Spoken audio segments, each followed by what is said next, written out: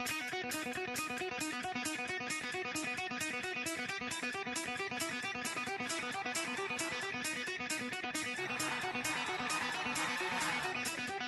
we're from the College of Athletic Training, also known as CAT, and our mascot is Puss in Boots.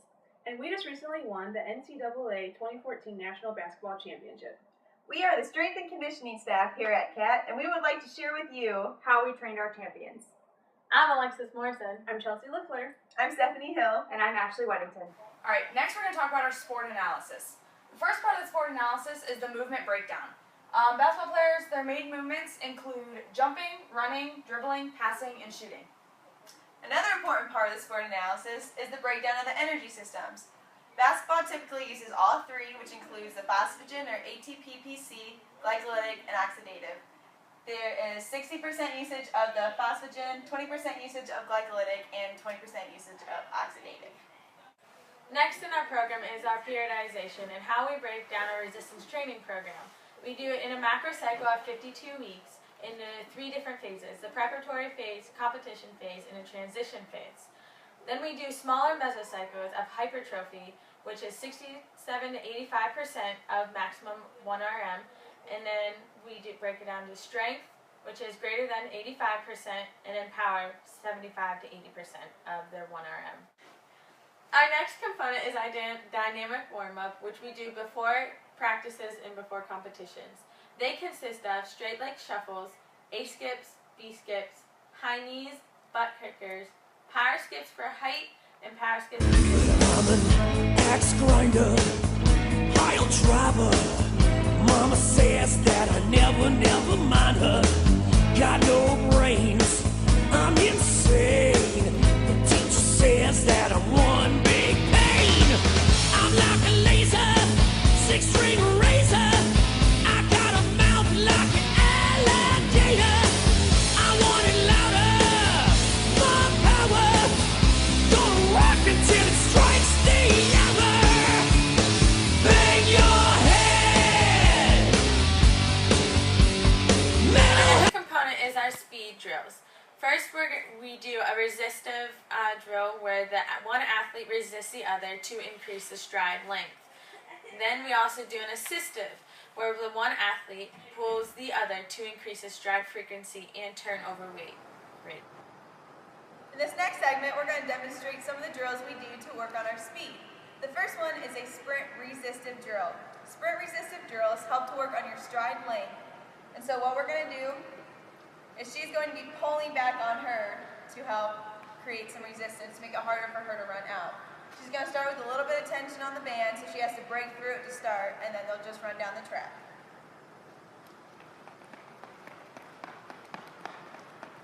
This next one is a sprint assistive running drill. Sprint assistive drills help to work on your stride frequency and your turnover rate. So what she's going to do is she's going to be pulling her to help her run faster. So then, as you get towards the end, you want to try and stay in front of them as long as possible until you can't. Then get out of their way to let them finish the sprint. Again, in conjunction with our speed drills is our agility drills.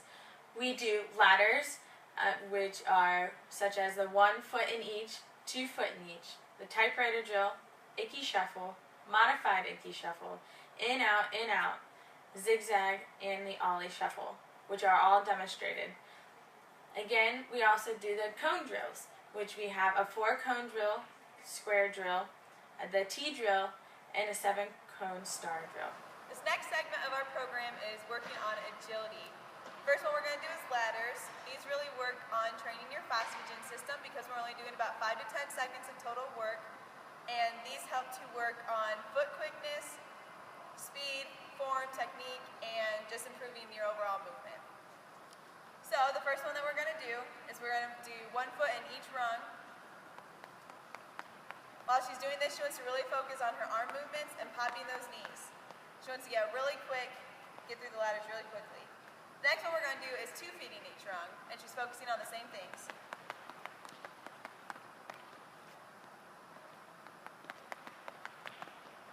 The next one is a typewriter drill. It's essentially just an in, out, out.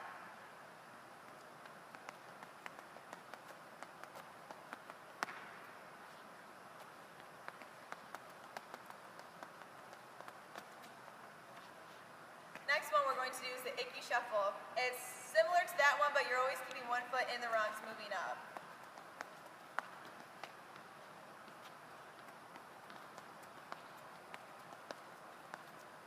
The next one is the modified Icky. This one's similar to the Icky. Now she's just bringing both feet out instead of keeping one foot in.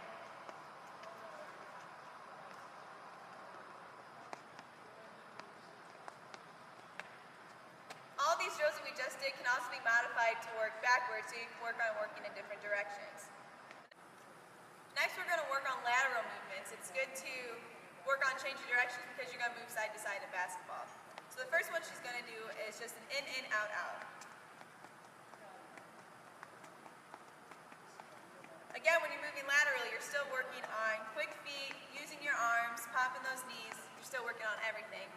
And you want to make sure to work in both directions that you face the same way when you're coming back. The next one she's going to do is similar to that one, but now she's going to take it across the ladder.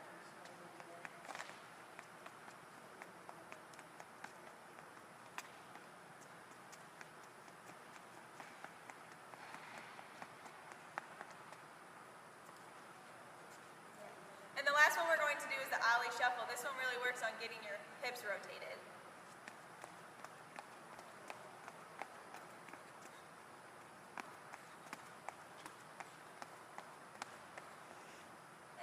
Our next training tool that we like to use to train the Fossagen system is the use of change of direction and cone drills. The first one we're going to do is she's going to start at the first cone, she's going to sprint to the second cone, take about 2 or 3 decel steps, change direction and angle back to this cone, where she's going to, with the back pedal, where she's going to hammer out, sprint to that one, another couple decel steps, back pedal back to this one, hammer out, and then sprint through the finish.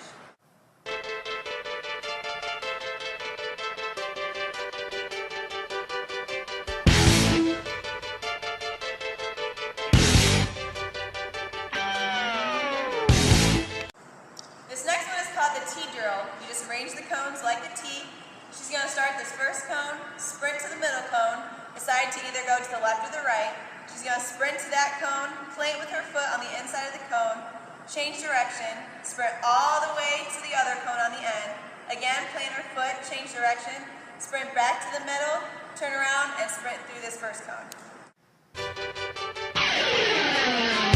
On the street where you live, girls talk about their social lives. Our last cone drill is a 7-cone star drill. This one you need to focus on staying low and quick movements. She's going to start at this first cone. In a low stance, she's going to shuffle to the middle cone, touch it with her hands, shuffle out, touch this cone, come back to the middle, touch and step that one, back to the middle, out to that one, back to the middle, out to this one, back to the middle, out to this one, back to the middle, and finally she'll sprint through the finish. Touch the street with your eyes. All your life, all your best friends, your daddy gonna talk to you. But you would live. The next segment of our video that we're going to discuss is the lifts that we do as part of our resistance training program. The first one that we're going to go over is the back squat. The back squat is a multi-joint Olympic lift in which the athlete is going to have a bar across their back on their shoulders. They're going to focus on keeping their feet shoulder width apart and sitting back into a squat with the weight going through their heels. They're going to focus on keeping their eyes up and their back flat. The next lift that we're going to go over is the front squat. The front squat is also a multi-joint Olympic lift. This one varies from the back squat in that the bar is going to be on the athlete across their collarbone. In this position, they're going to hold the bar. They want to keep their elbows up and their backs of their arms flat, parallel to the ground. In this, they're still going to sit down through their heels, and they want to keep their back flat and their eyes up. The next one is a power clean. The power clean is, again, a multi-joint Olympic lift, and for this one, the athlete is going to start with their feet shoulder width apart, toes slightly outturned. They're going to have their hands on the bar on the side outside of their knees. They're going to keep the bar close to their shins so that it comes up their body very close. The purpose of this movement is a fast and explosive catch in which they're going to pull the bar up aggressively and land into a front squat. The fourth one is a squat lat pull down. This one focuses on muscle isolation and movement isolation for the athlete. The athlete is going to sit down into a body squat while holding on to the lat bar. They're going to focus on keeping their pressure and weight through their heels, and they're going to pull the lat bar down, focusing on keeping their lower body and core tight and not moving. This will help them isolate their shoulders and their back muscles. The next one is the inclined dumbbell chest press. For this, the athlete will sit on an inclined bench with their head in a neutral position. They're going to bring their arms to 90 degrees and then press the dumbbells forward. The next one is a dumbbell shoulder press. For this, the athlete can do it either standing or sitting down on a bench with the back up. For this one, the athlete's going to focus on keeping their back flat and their core tight. They're going to have the dumbbells here. They're going to press above their head and bring the dumbbells back down to 90 degrees. The last component of our resistive training program is our prehab. Prehab takes on very different forms, and it's used to make sure that the athletes are preventing injuries that are common in their sports. Two of ours that we're going to go over are hip flexor band pulls and foam rollers.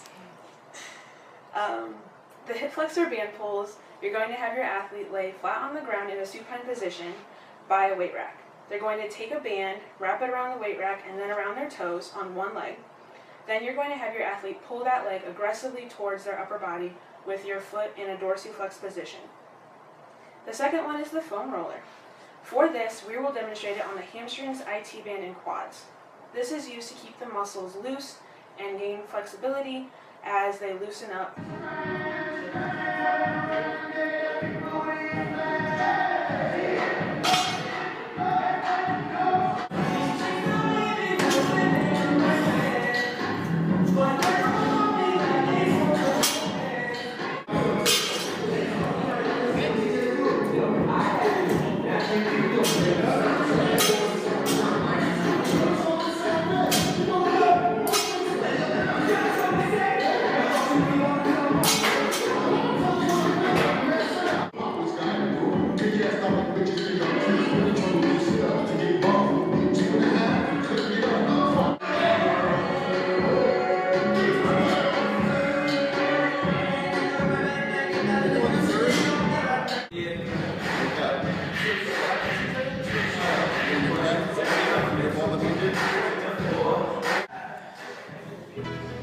Just a small town girl, living in a lonely world. You took the midnight train. You get your IT band too or something. Just a city boy, born and raised in South Detroit. You took the midnight train going anywhere. Our next segment is plyometrics. Basketball players need to be able to jump explosively and also change direction. The plyometric drills that we do include speed taps, box progression, floor jumps, which are also tuck jumps and squat jumps, box jumps for height, vertical jumps, and lateral box jumps. The first plyometric we're going to do is speed tap. Speed taps are good for quick exchange of the feet and good body control. She's going to start by putting her feet 1 foot on the box. She's just going to switch her feet back and forth.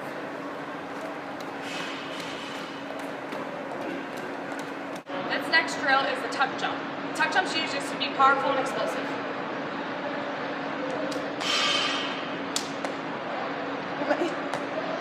The next one we're going to do is a squat jump. Squat jumps are the same effect as a tuck jump.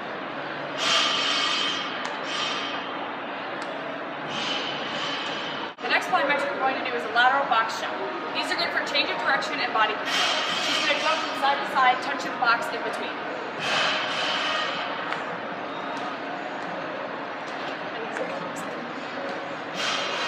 The next plyometric we do is just a test for our athletes. This is just the vertical jump. She's just going to jump up as high as she can and touch the wall.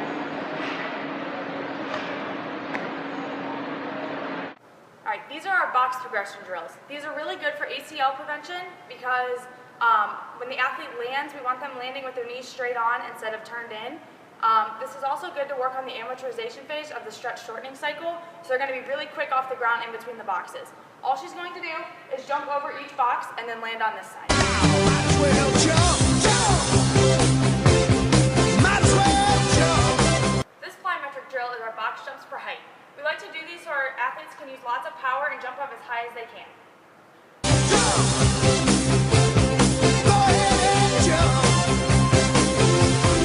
Our last component of our training program is our static stretching. We only do these after practices and competitions to help work on preventing injury and increasing flexibility and range of motion at the joints. The type of static stretches that we do include the crossover, the triceps, quadriceps, the IT band and posterior thigh, hip flexor, piriformis, and the hamstring. The next component of our video is going to be the static stretching.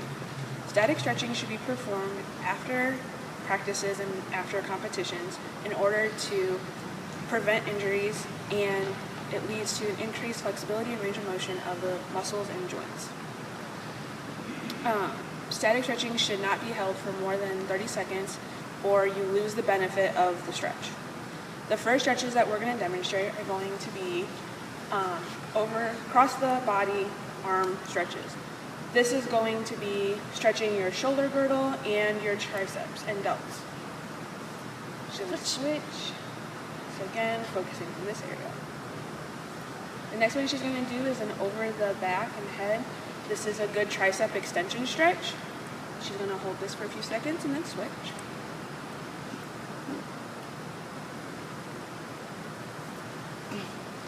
The next one she's going to do is going to be a standing quad stretch.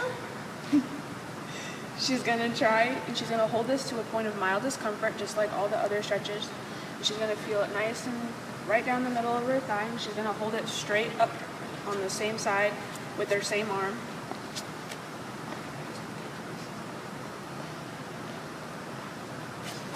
The next one she's going to do is going to be a iliotibial band stretch and a hamstring stretch. She's going to stand and cross her feet, keep her legs straight and bend at the waist. Yeah. Bending here, she's going to get a nice stretch down the outside of her thigh and down the back of her thigh and her hamstrings.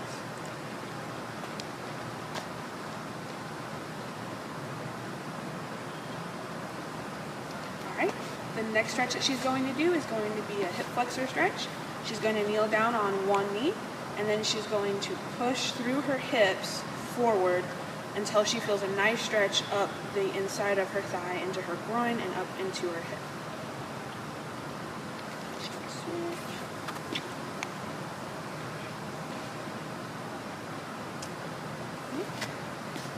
The next one that she's going to do is going to be the piriformis stretch. She's going to sit down. She's going to bring her knee up, bring her ankle up to her other knee, and she's going to feel a nice stretch down her hamstrings and into the middle of her glute. Your piriformis is a deep muscle that causes a lot of injuries, and people don't remember to stretch it. So preventing this injury is really good for basketball players.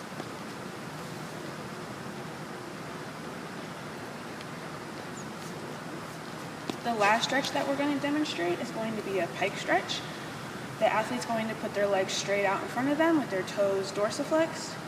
They're going to reach out as far as they can with their legs, keeping their legs straight. Bending at the waist, they're going to get a good hamstring stretch. Well, I hope you all enjoyed our program. We hope this helps you build a better program for your athletes. Thanks for watching! Am I okay? Mm-hmm. Like, thanks for... You're good. Yeah, you're fine. Ashley? Sorry. ADD. No kidding. Alright, so Topic of our next video, ADD. tune in next time.